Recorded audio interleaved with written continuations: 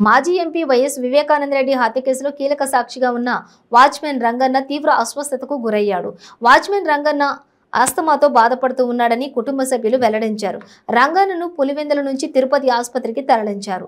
2019లో వివేక హత్య జరగ్గా వాచ్మెన్ రంగన్న 2 ఏళ్ల కిందట జమ్మలమడుగు మెజిస్ట్రేట్ ముందు వాగ్మూలం ఇచ్చాడు.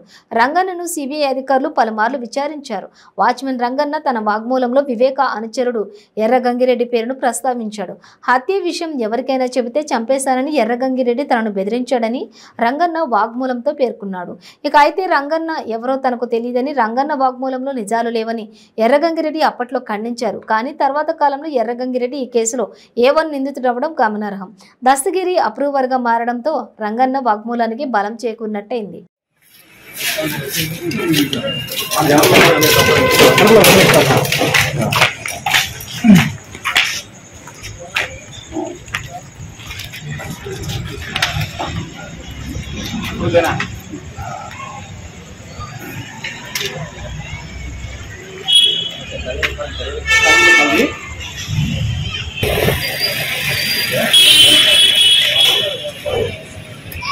ఎక్కడికండి